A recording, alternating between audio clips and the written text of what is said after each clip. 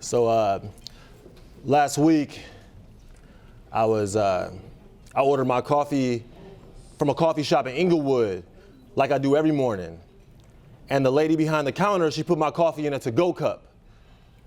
And when she slid it over to me, she said, "Be careful." I said, "What, is the lid not on properly?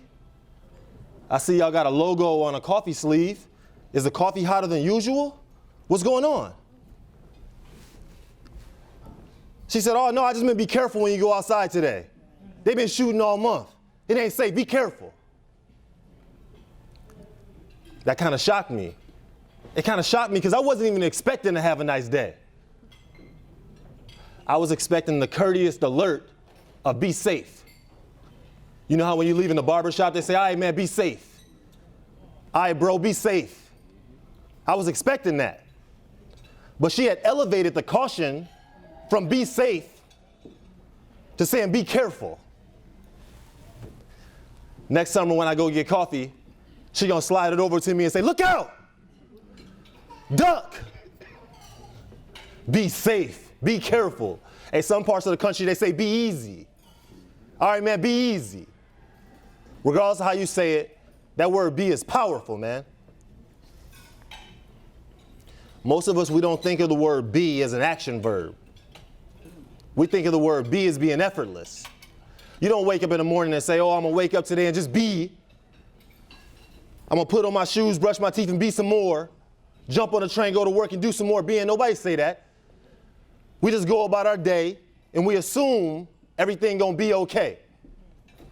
Not in Chicago. In Chicago, we can't even take just being for granted. Pumping gas at nighttime is a gamble for your life. Do I stop on 69th at midnight and get gas, or do I risk running out of gas on the E-way?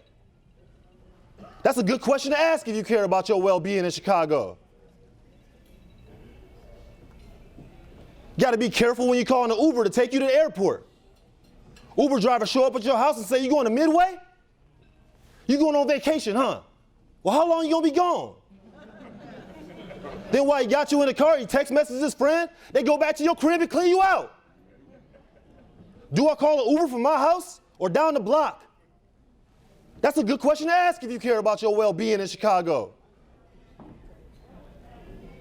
Kids can't even be safe when they walk into school nowadays. They don't even say walk into school. They say they're going on a mission. Every other block is a big yellow sign that says safe passage. Safe Passage, that's $1 million program by the public schools where they pay people to stand outside on the routes where your kids walk to school. They want them to be safe. Coming up, we call them crossing guards. Nowadays, they call them Safe Passage base operators, like a military base. Like the kids say, they go in the trenches, they in the field, they go into war with the opposition. These are Safe Passage base operators. They wear lime green safety vests with class 3 reflective tape, and they take up a position on the routes where your kids walk to school every day. I'm not hating on the program. I just want you to visualize what kids are processing when they walk to school every day. They learn more from the walk to school than they learn in school. There's more technology on the light poles than there is in the classrooms. Every other light pole in the hood is a blue light camera, a microphone at the top with a pop filter hanging off, like you about to record at 16. That's actually called shot spotter technology. Using those microphones, the cops, they're able to receive instantaneous alerts of gunfire, and they can respond to the precise location of a shooting like that. I'm not hating on the technology, it's cool. I just want you to realize what your kids is processing when they walk to school every day. You think they don't see the microphones? They learning more from the walk to school than they learn in school. Keep on walking down the street on the way to school, you gotta get something to eat. You stop at the gas station, you gotta order your food through 3-inch bulletproof glass windows. The glass is so thick you gotta yell your order. Why you think kids always yelling nowadays? They gotta yell to give us some food in the morning. They say, "Hey man, I want the Doritos." No, not the spicy nacho, I said the Cool Ranch. The blue bag, man, the blue bag.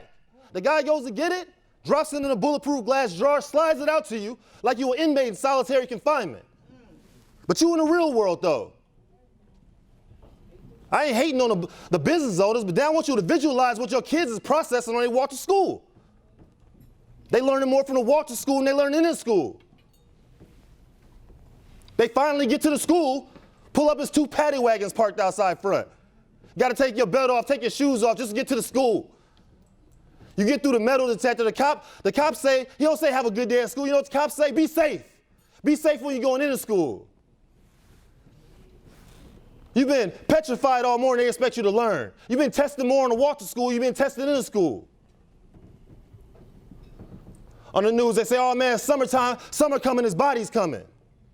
Summertime is gonna get violent, like the temperature got something to do with the conditions for the violence. I just talked about the divested communities, the under-resourced school, the overwhelming presence of police, the high incarceration rates, that's an F5. That's the perfect storm for violence in Chicago. Last night they say, oh, it rained a little bit, so it's gonna be less shootings last night. Come on, man, it's not regular.